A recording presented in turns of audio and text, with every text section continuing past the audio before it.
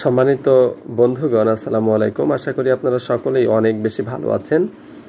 আজকে আমরা কথা বলবো 49তম স্পেশাল বিসিএস নিয়ে। অনেকেই আসলে এই স্পেশাল বিসিএস এর যে বিষয়টি, এটি নিয়ে অনেকের প্রশ্ন রয়েছে এবং অনেকেই বলছেন যে 47তম বিসিএস এর তো আসলে এখনো পর্যন্ত প্রিলিমিনারি পরীক্ষায় হয়নি, শুধুমাত্র অ্যাপ্লিকেশন নিয়ে রাখা হয়েছে এবং এর মধ্যে 49তম বিসিএস এর যে বিজ্ঞপ্তি সেটি প্রকাশিত হয়েছে। আসলে দেখুন, এটি কিন্তু আসলে চাকরি প্রার্থীদের জন্য বা যারা আসলে ক্যাডার ফোকাসড ক্যান্ডিডেট তাদের জন্য আসলে এটি অত্যন্ত সুখবর যে স্পেশাল বিসিএস এডুকেশন ক্যাডারের যে বিষয়টি, এটি বেশ কিছু সময় পরে কিন্তু এসেছে এবং এটি যারা শিক্ষা ক্যাডার পেতে চান তাদের জন্য অনেক বড় একটি সুখবর। এবং এই যে সুযোগটি যদি কেউ মিস করে থাকেন তাহলে কিন্তু আরও তাকে 5 থেকে 7 বছর অপেক্ষা করতে হবে, যে সময় কিন্তু আসলে তার গভর্নমেন্ট জবের যে এইজ সেটি কিন্তু হয়তো আর থাকবে না।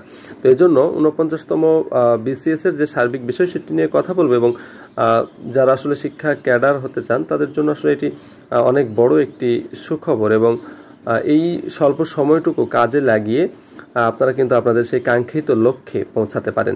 তো যা হোক, 47তম বিসিএস এর যে আবেদন সেটি কিন্তু নেওয়া হয়েছে। আসলে এর আগে দেখুন যে 700 টাকা দিয়ে বা 750 টাকা দিয়ে কিন্তু বিসিএস এর যে আবেদন সেটি কিন্তু করতে হতো এবং বর্তমানে মাত্র 200 টাকায় এই আবেদনটি করা যাচ্ছে।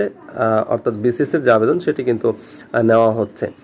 এর পাশাপাশি 48তম বিসিএস এর যে প্রিলিমিনারি পরীক্ষা সেটি কিন্তু অলরেডি হয়ে গিয়েছে এবং সেটিও স্পেশাল বিসিএস ছিল, তবে সেটি অবশ্যই ডাক্তারদের জন্য বা যারা আসলে বিসিএস ডক্টর হতে চান তাদের জন্য। এবং 49তম যে বিসিএস এর বিজ্ঞপ্তিটি অলরেডি প্রকাশিত হয়েছে সেটির আবেদনপত্র 22 জুলাই থেকে শুরু করে 22 আগস্ট অর্থাৎ 1 মাস পর্যন্ত ক্যান্ডিডেটরা আবেদন করতে পারবেন এবং এটির প্রিলিমিনারি পরীক্ষা হতে ক্যান্ডিডেটরা আজ থেকে মোটামুটি 3 মাস মতো সময় পাবেন এবং এই 3 মাস যদি কেউ সুন্দরভাবে পড়াশোনা করে তাহলে কিন্তু একটা ভালো ফলাফল আশা করাই যায়। এবং এইখানে আসলে 3টি বিষয়ের যে প্রার্থী রয়েছেন, বাংলা, ইংরেজি এবং পলিটিক্যাল সায়েন্স, এই 3টি বিষয়ের ক্ষেত্রে পদ সংখ্যা কিন্তু বেশ রয়েছে।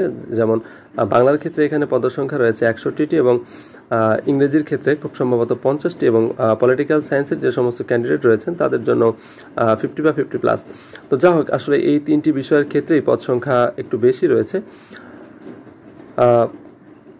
এই বিসিএস এর ক্ষেত্রে যে সুবিধাগুলো পাওয়া যায় স্পেশাল বিসিএস, সেটি হচ্ছে যে প্রিলিমিনারি পরীক্ষা 200 নম্বরের হয় এবং প্রিলিমিনারি পরীক্ষার পরেই আর কোনো যে 1000 বা 1100 নম্বরের রিটেন পরীক্ষা, এই রিটেন পরীক্ষায় অংশগ্রহণ করতে হয় না। সরাসরি প্রার্থীরা তাদের ভাইভা পরীক্ষায় অংশগ্রহণ করে ভাইভা পরীক্ষার নম্বর এবং প্রিলিমিনারি পরীক্ষার যে নম্বর রয়েছে এই দুটির উপরে ভিত্তি করে আসলে মেরিট পজিশন করা হয়।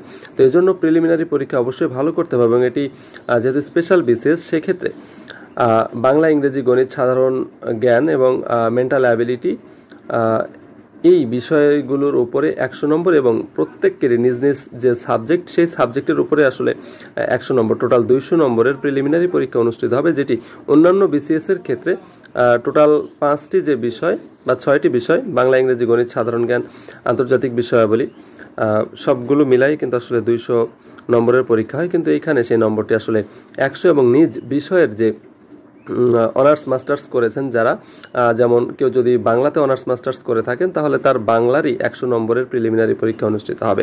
তো এটিও আসলে যারা 4 বছর তাদের সাবজেক্টের উপরে অনার্স মাস্টার্স অর্থাৎ টোটাল 5 বছর করেছেন, এটি আসলে সেই জায়গা থেকে ভালো করারও একটি সুবর্ণ সুযোগ। তো এই জন্য একটু ভালো যদি প্রস্তুতি নেওয়া যায়, ইনশাআল্লাহ এইখান থেকে আপনার সেই কাঙ্ক্ষিত লক্ষ্যে আপনার পৌঁছানো সম্ভব বলে মনে করা হচ্ছে। এছাড়াও যদি আপনাদের কারো কোনো প্রশ্ন থাকে অবশ্যই সেই প্রশ্নটি আমাকে কমেন্ট সেকশনে করবেন, আমি আপনাদেরকে উত্তর দিয়ে সহযোগিতা করার চেষ্টা করব। এছাড়াও দেখুন, একই প্রস্তুতিতে যেহেতু 47তম প্রিলিমিনারির আবেদন নেওয়া হয়েছে কিন্তু এখনও পরীক্ষা অনুষ্ঠিত হয়নি, একই প্রস্তুতিতে কিন্তু আপনারা 47তম বিসিএস এর যে প্রিলিমিনারি পরীক্ষা এবং 49তম বিসিএস এর যে প্রিলিমিনারি পরীক্ষা দুটোই কিন্তু একসাথে দিতে পারবেন। এটিও কিন্তু অনেক বড় একটি সৌভাগ্যের ব্যাপার। হয়তো অল্প সময় পর পর এই বিসিএস গুলো অনুষ্ঠিত হবে এবং 47তম বিসিএস এও কিন্তু শিক্ষা ক্যাডারের বেশ কিছু পদ রয়েছে। এছাড়াও 49তম বিসিএস এ তো রয়েছেই।